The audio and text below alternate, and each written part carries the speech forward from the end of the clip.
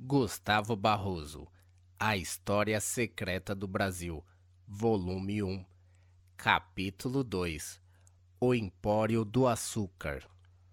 Passaram-se muitos anos antes que a coroa portuguesa desse fé do Brasil. Monarca e povo tinham os olhos ofuscados pelos resplendores das pedrarias do Oriente.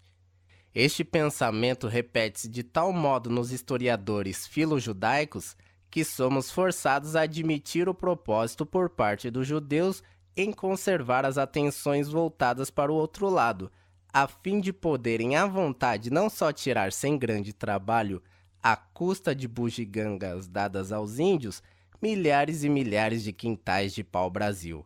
Produtor de tintura ou de cana-fístula, produtora de mirra, como de preparar uma espécie de refúgio para sua raça deste lado do Atlântico. Aconteceu que os judeus foram obrigados a emigrar, açoitados por uma perseguição feroz, em 1506. Seu instinto mercantil adivinhara as riquezas naturais do Novo Mundo. Teriam aqui tranquilidade e segurança, o Santo Ofício não os inquietaria, tanto assim que a Ordem dos Dominicanos, a qual estava quase sempre afeto este tribunal, nunca logrou estabelecer-se no Brasil. Em nosso vastíssimo país, não existe um único convento de São Domingos. O número e a influência dos cristãos novos impediram o funcionamento da Inquisição entre nós. Houve somente visitações, e quem lê seus processos fica assombrado da persistência do judaísmo nos marranos convertidos que viviam dentro da religião católica, com um simples fito de auferir vantagens. Aliás, esse sistema vem do fundo dos séculos. Em Roma já havia uns cripto-judeus, ou judeus ocultos. Citemos dois exemplos elucidativos dessa persistência. O cristão novo, Jorge Fernandes, que veio para cá no tempo do segundo governador-geral, Dom Duarte da Costa, e faleceu em 1567, antes de morrer, pediu que levasse e sepultassem o cadáver segundo os ritos da sinagoga. O cristão novo, Afonso Mendes, vindo com Mendes Sá, costumava às escondidas açoitar o crucifixo. Até as freiras claustradas judaizavam. No reino, as ordenações puniam com rigor os cristãos novos judaizantes. Num país bárbaro, em vias de colonização, as leis eram naturalmente interpretadas com maior benevolência e liberdade, permitindo o próprio meio melhor defesa para os acusados, até mesmo a facilidade de fuga e da ocultação. Fechavam-se os olhos sobre muita coisa. Não admira, pois, que as famílias hebreias tivessem emigrado para a América Portuguesa, onde, livres dos tribunais do Santo Ofício, viviam na mais absoluta tranquilidade guardando a lei de Moisés.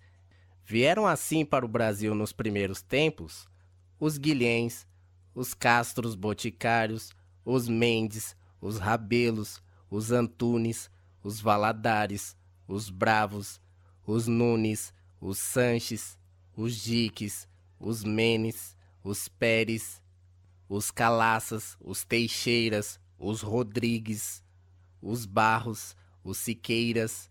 Anos e anos deslizaram sobre muitos deles, sem lhes abrandar a impenitência talmudista. Continuaram como rezam os documentos coevos, convictos, fictos, falsos, simulados, variantes, revogantes, impenitentes, profulentes, diminutos, conflitentes, negativos e pertinazes, merecendo as penas inquisitoriais. Rodolfo Garcia acha que o caramuru João Ramalho Francisco de Chaves, o próprio misterioso bacharel de Cananéia, aquele castelhano que vivia no Rio Grande do Norte, entre os potiguares, com os beiços furados como os deles e tantos outros desconhecidos, seriam, quem sabe, deste número de judeus, colonizadores espontâneos das terras de Santa Cruz.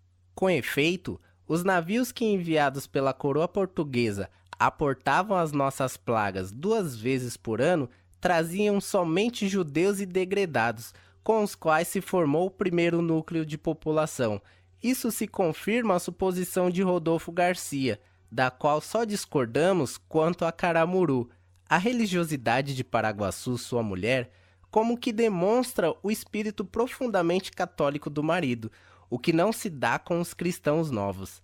Vede como João Ramalho, por exemplo, se obstina em não praticar o culto católico e entra em luta contra os padres da Companhia de Jesus. O monopólio da madeira de tinturaria, habilmente conseguido por Fernando de Noronha e seu grupo, vivia de alimentar a desatenção do rei Dom Manuel quanto ao Brasil, levando-o a só dar tento aos negócios da Índia. Enquanto isso, por via da proibição do comércio de pau de tinta com o Oriente, o consórcio judaico ia se enchendo de ouro. Cada quintal de madeira posto em Lisboa ficava com todas as despesas por meio do ducado. Era vendido em Flandres por 2,5 a 3 ducados. Lucro formidável. Esse lucro atraiu naturalmente a cobiça dos corsários europeus, sobretudo de epeses e maluínos. Seus barcos percorreram a costa, arribaram as abras e enseadas, comercializando com o gentil e carregando o Brasil. Não era mais unicamente o judeu luso que exercia a função comercial de brasileiro. Outros a disputavam: franceses, alemães, espanhóis, ingleses e, entre eles, muitos judeus dessas procedências. Aí, os sócios de Fernando de Noronha e ele mesmo, de certo, compreenderam que era necessário reagir contra os piratas audazes que vinham de Honfleur, Dieppe, São Malo, São Luca, Corunha e outros portos para a terra dos papagaios, considerada res nullius. Para comercializar e lucrar, os judeus do grupo de Noronha estavam sempre prontos, mas para trocar tiros mortíferos de bomba e arcabuz de navio a navio no balanço das ondas, ou saltar de terçado em punho nas abordagens furiosas a bordo do barco inimigo, eles absolutamente não tinham sido feitos.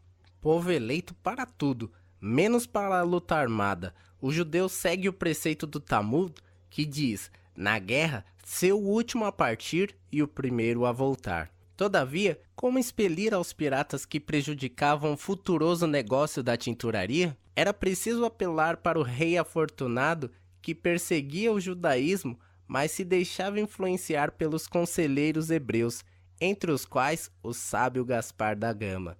Ele, sem se dar por isso, ia servir para defender os inocentes cristãos novos que ganhavam no mínimo de 2 ducados em cada quintal de pau-brasil. Era chegada a hora de entrar em cena o cristão velho a fim de derramar seu sangue, batendo-se contra os corsários que estavam prejudicando grandemente os lucros ótimos do Carral. Eis porque logo o soberano voltou sua atenção para o Brasil. Os hebreus a desviavam quando assim era preciso, agora a solicitavam. Foi graças aos israelitas, escreve seu panegirista, que Portugal começou já nos últimos tempos de Dom Manuel a perceber a importância da terra de Santa Cruz. O rei observou também os esplêndidos resultados colhidos pelo povo hebreu em prejuízo do erário e decidiu a colonização do novo país. Desde mais ou menos 1516, começou a tomar medidas nesse sentido, bem como as securatórias do comércio do pau-brasil. Naquele ano, Cristóvão Jacques vem com 2 navios policiar a costa e fundar uma feitoria em Pernambuco, a qual floresce nela e se faz a primeira experiência do plantio da cana-de-açúcar, riqueza que em breve vai suceder à extração da madeira de tinturaria. O ciclo da indústria extrativa vai desaparecer e será substituído pelo da indústria açucareira, cujo empório enriquecera aos judeus e marcava o segundo período da história colonial. Em 1530, Martim Afonso de Sá dá caça aos corsários franceses e reaviva o vestígio do domínio de Portugal, distribui povoadores, bate a costa até o Prata e traça o primeiro contorno político da colônia. Em Cananéia, encontra servindo de língua ou intérprete o judeu Francisco de Chaves. Em São Vicente, no meio dos goianazes, o judeu João Ramalho. Aí se lançam os fundamentos de uma verdadeira colônia, a primeira que se construiu à boa maneira portuguesa. A coroa dava licença a quem quisesse tentar fortuna no Brasil, com a condição de pagar-lhe 1/5 dos produtos. A Casa da Índia fornecia instrumentos de lavoura a quem desejasse ir povoar a nova terra. Favorecia-se com os meios necessários a quem fosse capaz de dar princípio à engenharia de açúcar.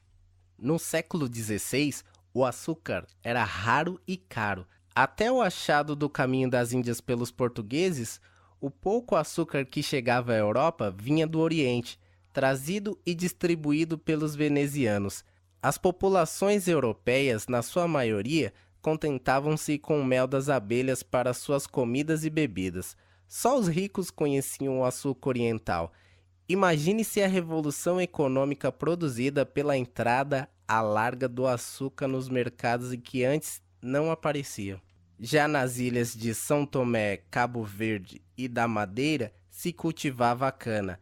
Porém, na mão dos judeus, o Brasil iria ser o verdadeiro instrumento dessa revolução, cujas últimas cenas ainda estão se desenrolando em Cuba. Morto Dom Manuel, Dom João III prossegue no intuito de povoar e colonizar o Brasil.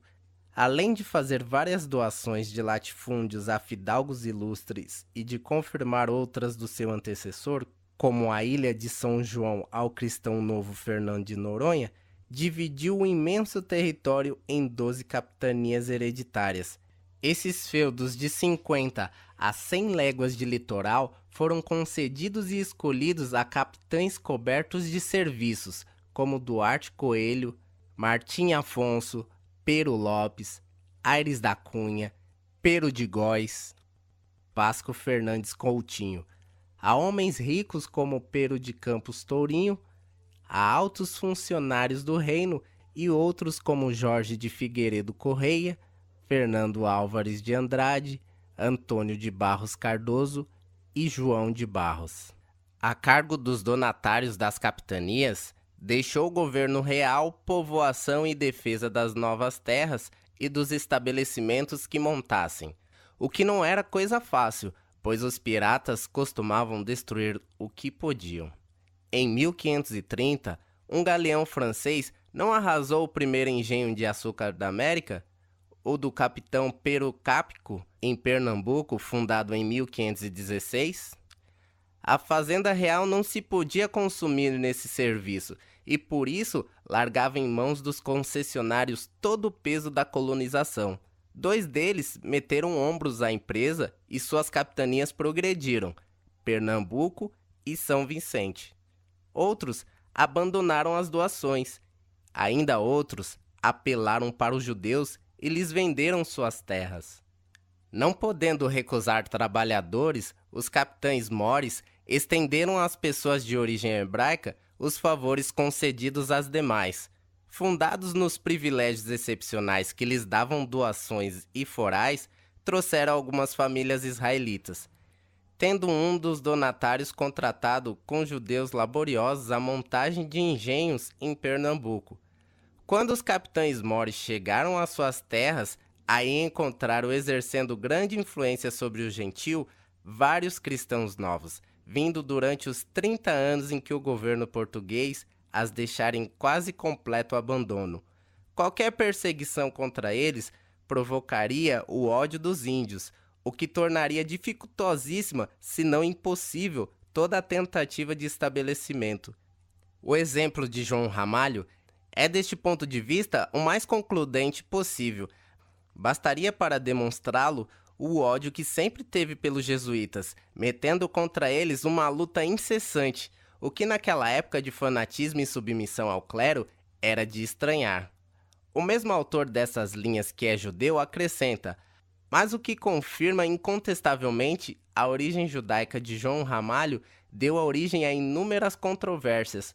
O grande número de historiadores negava-lhe todo o valor, achando que se tratava de um traço sem sentido.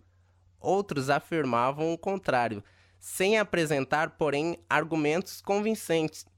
No princípio deste século, foi publicado um trabalho em que o CAF de João Ramalho era apresentado como um signo esotérico cabalístico, o que, apesar de não se prender bem ao caso, viria a indicar que João Ramalho era um estudioso da cabala, como a maioria dos judeus daquela época. Hoje, porém, com os recentes estudos do Sr. Ben Israel, diretor deste almanaque, podemos afirmar que a questão se acha plenamente esclarecida pela afirmativa.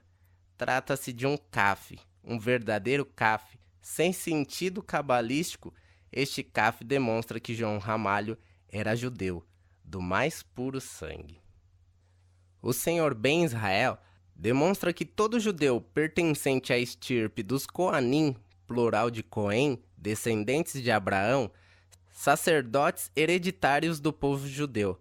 Acrescenta ainda hoje à sua assinatura duas letras hebraicas, um Kaf e um Tzedek, iniciais das duas palavras Cohen-Tzedek, isto é, Cohen puro. Dessas duas letras formou-se até um nome, Katz, que hoje é sobrenome de muitas famílias israelitas. O Cohen que por qualquer modo infringe a religião não pode ser considerado puro e não tem o direito de usar o Tzedek. Deve, portanto, limitar-se a assinar com Kaf, simplesmente. Ora, João Ramalho, que tinha casado com uma gentia, filha de Tibiriçá, infringira as regras da proibição. Que racismo! E tinha deixado de ser Cohen puro, Cohen Tzedek, tornando-se um Cohen simples, que só tinha direito de assinar com o Kaf. O Sr. Israel demonstra cabalmente que João Ramalho era um judeu, tão consciente de seu judaísmo que, apesar de isolado no mundo distante, não deixa de cumprir, na medida do possível, os preceitos de sua religião. Com isso, fica afirmado que o movimento inicial para a formação da grande metrópole, que é a São Paulo de hoje, foi um movimento promovido por um judeu. Ele não foi, porém, o único. Tangidos pela Inquisição, que então era rigorosa em Portugal, inúmeras famílias judaicas, ou cristãs novas, como então se chamavam, vieram estabelecer-se na Pauliceia. São de origem judaica os Pintos, os Costas, Silvas, Pereiras, Castros, Salgados, Buenos, Mesquitas e etc. A citação é um tanto longa, mas preciosa, não pelo estilo, que é horrível, mas sim pelo documento que representa. Vemos por ele a infiltração judaica no sul através de São Vicente, subindo ao Planalto Piratiningano do mesmo modo que a vimos no norte em Pernambuco. As duas capitanias que prosperavam chamava logo a judiaria. Mostra ainda esta página judaica seu racismo até em relação ao gentil, a persistência dos ritos e dos estudos cabalísticos, o ódio ao missionário jesuíta catequizador do indígena, que o judeu queria tão somente escravizar para explorar-lhe o trabalho. A América Meridional era um ótimo refúgio para os judeus convictos e para os disfarçados. Vinham aos milhares lendo a obra de Argel Guimarães. Verifica-se o perigo social que representavam, infiltrados no próprio cerne do catolicismo. No ano de 1581, a Inquisição queimou em Lima 2 padres portugueses idos ao Brasil, porque os mesmos praticavam o judaísmo, Frei Álvaro Rodrigues e Frei Antônio Osório da Fonseca. Nos primeiros séculos da nossa história, houve um grande comércio de ouro e prata por terra, como o Peru. Os homens que se ocupavam dessa espécie de contrabando de metais preciosos, na maioria judeus, eram até denominados peruleiros. Muitos peruleiros judeus ou judaizantes foram pilhados pela rigorosa Inquisição espanhola em Lima e levados à fogueira. Entre outros, Baltazar Rodrigues de Lucena e Duarte Nunes. Em 1600, Gregório Dias, Diogo Lopes de Vargas e Duarte Henrique, em 1605, Diogo de Andrade, João Noronha e Manuel de Almeida, em 1625, e Manuel Batista Pires, em 1639.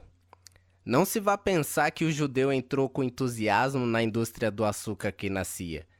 Do mesmo modo que veio na sombra dos descobridores examinar a terra e ver o que nela havia de mais facilmente aproveitável, o pau-brasil esperou que o negócio do açúcar fosse desbravado por outros até chegar a um bom ponto.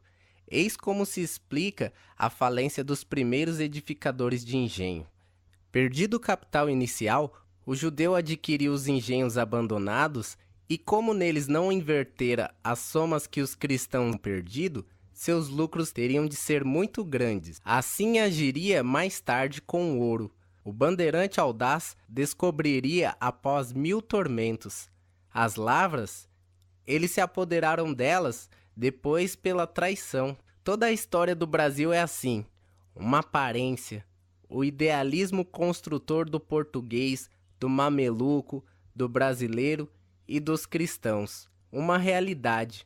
O utilitarismo oculto dos judeus explorando as obras do idealismo alheio.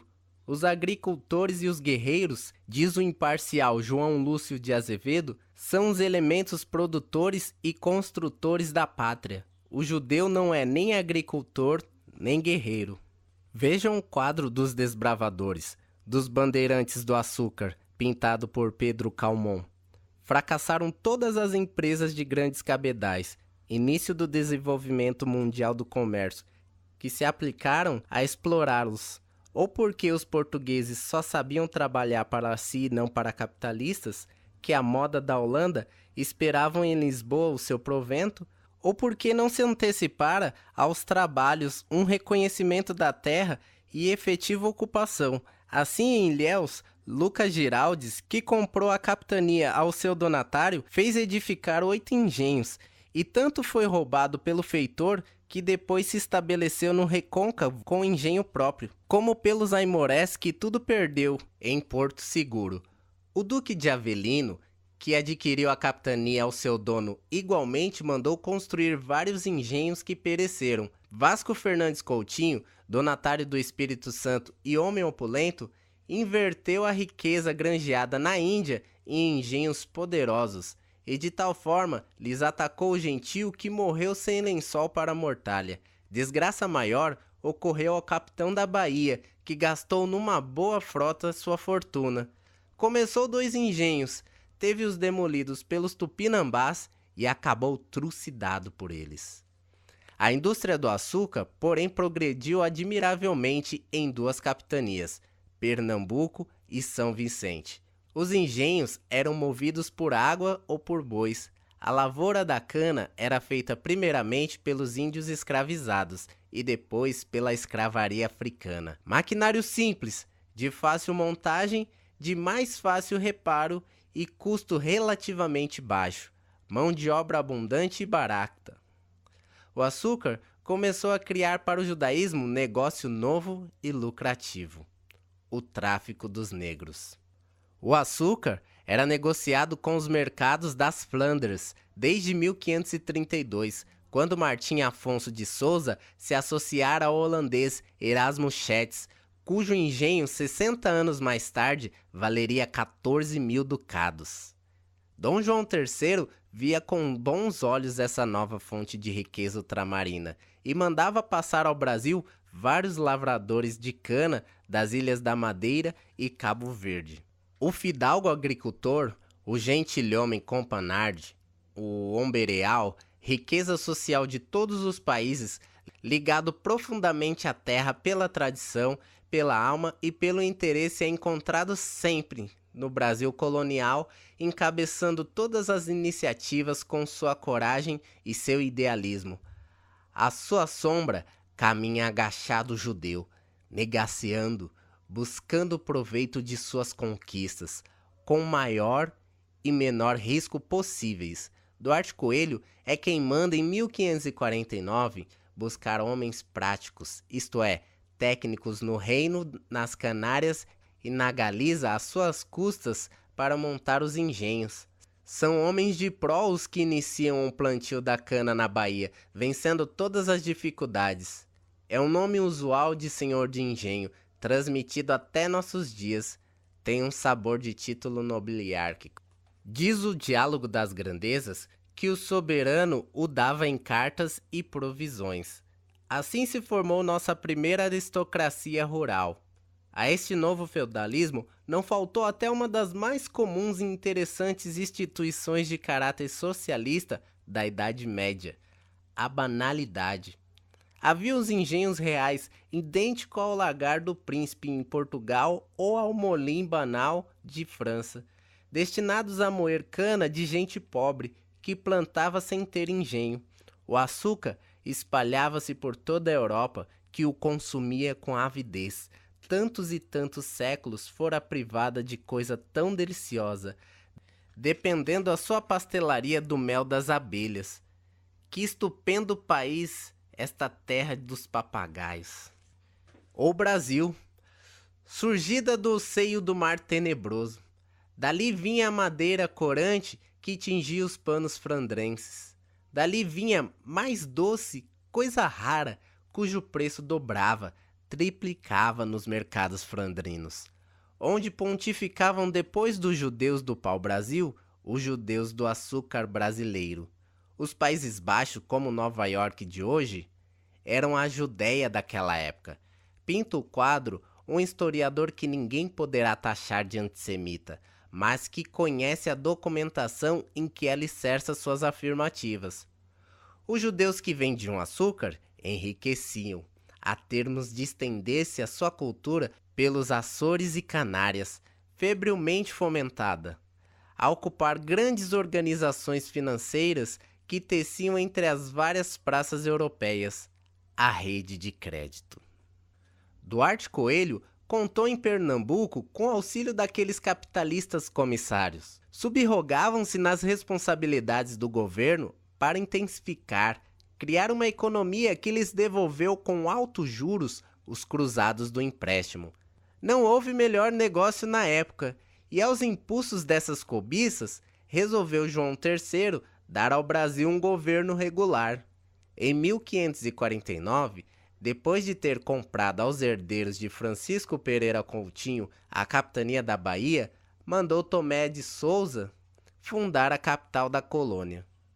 Desta sorte, a primeira cidade e o primeiro governo resultam do comércio açucareiro que os judeus internacionais manobravam das Flandres por meio de uma rede de crédito. A imigração israelita, que fugia da Inquisição peninsular, bifurcavam-se para as Índias e para o Brasil. Estabelecido Santo Ofício em Goa, a corrente veio toda para nós. A esse sangue judaico, que inúmeras vezes se misturou ao sangue cristão, deve, quiçá, a maioria dos brasileiros os defeitos que lhes são apontados: falta de fixidez no caráter, inclinação a não levar nada a sério, capacidade de deformar todas as ideias, indisciplina inata e prazer do despistamento. Muitos judeus permaneceram puros até os nossos dias, fingindo-se mesmo de cristãos, mas conservando as ocultas a fé talmúdica, praticando os ritos, judaizando, como diriam os inquisitores. Outros se fundiram na consciência e na raça, exemplo raro, talvez único no mundo inteiro. O Brasil absorveu-os completamente. Tantos milhares de hebreus se encaminharam para nossas terras que em 1532 Dom João III proibiu a saída dos cristãos novos do reino, com mudança de casa e venda de propriedades sob graves penas. Eles, porém, continuaram a fugir para cá, forçando o governo real a novos alvarás de mais rigorosa proibição. Em 1567, 10 anos mais tarde, premido pelas necessidades de dinheiro para a infeliz jornada de África, Dom Sebastião revogou as proibições por 225 mil cruzados que lhe pagou o Carral de Lisboa, o que motivou uma representação da Inquisição ao poder real em 1578. O cardeal Dom Henrique revalidou os atos de Dom João III. A enxurrada judaica encheu o Brasil que amanhecia. atirando-se aos negócios de mascate, de açúcar e de escravo. Dia a dia, o número de israelitas crescia nos primitivos núcleos da população. Suas sinagogas, que o povo denominava esnogas, multiplicavam-se. Haviam-as em casas particulares, como as de Matuim, na Bahia, na residência do cristão novo, muito conhecido, Heitor Antunes. Havia-as nos próprios engenhos, como a do cristão novo Bento Dias de Santiago, em Camaragibe, onde, nas luas novas de agosto, em carros enramados, os judeus da terra iam celebrar o Yom Kippur e outras cerimônias do rito judaico. As grandezas do Brasil servem aos diálogos judaicos. O Brandônio dos diálogos das grandezas do Brasil era o judeu Ambrósio Fernandes Brandão, ex-feitor do engenho sinagogal de Bento Dias de Santiago, onde também fora empregado o cristão novo Nuno Álvares, porventura o interlocutor alviano dos referidos diálogos, como feitor dos dízimos reais que seu patrão arrematava, consoante o velho hábito dos publicanos hebreus. Essa judiaria do primeiro século, do ciclo do negócio do açúcar, adorava tranquilamente, apesar de batizada, o Deus de Israel. Eram todos como aquele Diogo Fernandes, natural de Viana, a quem se referem os documentos, o qual na agonia, quando lhe diziam que chamasse por Jesus, virava sempre o focinho e nunca o quis nomear. Depois de caído Portugal sobre o domínio espanhol, o número de famílias judaicas no Brasil não cessou de aumentar. No reinado de Filipe III, o alvará de 4 de abril de 1601, conseguido pelo Carral a piso de ouro, e a bula papal de 23 de agosto de 1604, que custou à judiaria 1.600.000 cruzados, permitiram aos cristãos novos deixar as terras peninsulares e sair dos cárceres inquisitoriais. Mal se apanharam solto, foram vendendo o que tinham e fugindo. Assim, quando veio a cobrança do que haviam prometido dar pelo alvará e pela bula, o rei não conseguiu receber nem a metade. Indignado, o soberano revogou a licença de saída e estabeleceu a obrigatoriedade de uma provisão real para cada emigrante, com quitação do que a fazenda devia a cada israelita pela sua cota. Nada disso impediu a imigração judaica para a América Portuguesa e Espanhola. No começo do século XVII, os judeus são quase donos do Brasil através do comércio do açúcar, que manejavam através das profissões liberais que exercem através da própria igreja, na qual se infiltram fingindo servi-la, através da magistratura que invadem conseguindo vencer as eleições para os juizados, através do professorado no qual enxameiam ensinando os moços, embora as desfavoráveis ausências que de alguns dos professores judeus se fazem. Usam-se de sinais secretos para suas reuniões secretas. Um guarda do varadouro de Olinda, o judeu Tomás Lopes, vulgo Maniquete, servia, por exemplo, para um desses sinais. Quando devia haver reunião dos roxim do Carral na esnoga de Camaragibe, ele andava pelas ruas com o pé descalço e um pano atado em cima do artelho. Os judeus já sabiam o que isso significava. Daí as necessidades das visitações do Santo Ofício desde 1593 e as proibições da coroa em 1624 sobre os negócios e ensino. De novo, o ouro judaico tilintou aos ouvidos do monarca espanhol, mundano e dissipador. Uma lei de 1629 permitiu a saída dos judeus e conversos que se derramaram pelo Brasil e Holanda. As ligações entre as comunidades de lá e as de cá vão permitir a conquista e ocupação do Nordeste pela Companhia das Índias Ocidentais e as grandes negociatas de açúcar, como veremos oportunamente. Já os holandeses eram os transportadores do açúcar graças à barateza dos fretes marítimos. Sob a capa de negociantes de Lisboa, Porto e Viana, como diz Frei Vicente do Salvador, os judeus portugueses se entendiam como os de Flandres, também de origem portuguesa, do mesmo modo que com os dos engenhos brasileiros. Da Holanda se mandava por ano para o Brasil de 3 a 4 mil Bíblias em hebraico, como já vimos que eram mandadas para a Índia, o que documentam as denunciações do Santo Ofício. Para o Brasil e para a Europa, o século XVI foram o do pau de tinta. Das anilinas, por assim dizer, o século XVII foi o do açúcar. Nas primeiras décadas do centenário, o desenvolvimento da indústria açucareira se tornou impetuoso. Em 1610, segundo um viajante observador, era o único meio de vida.